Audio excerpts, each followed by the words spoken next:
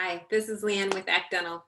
So I wanted to share a quick tip around handoffs. Let me say really quickly what I mean by handoffs. For the conversation today, I'm actually going to describe handoffs as they happen in the clinical realm, but essentially a handoff is a transfer of information. So you can think of this in the context of any position within the practice. So today I'm going to talk about hygiene handoffs.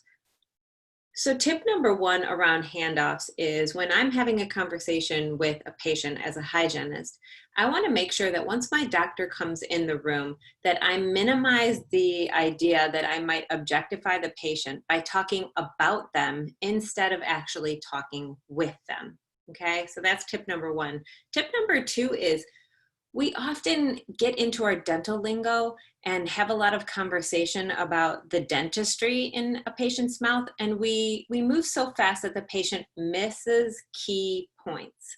So tip number two of the conversation in handoffs is slow the conversation down and actually check in with the patient to see if they were able to kind of connect to that conversation.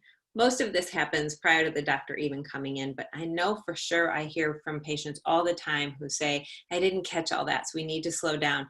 I want to remind you that in handoffs, we have to think about the conversation happening with the patient and not to the patient, meaning I love to ask questions about if they were able to catch all that, if they'd like me to go back, what parts didn't make sense or what parts didn't land.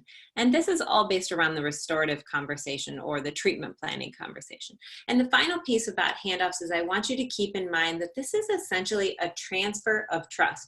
The trust that the patient gave you during that initial hygiene assessment when I'm in that conversation, now I need to take and transfer that really important information over to the doctor so that he or she can help develop the treatment plan that helps a patient move forward in health.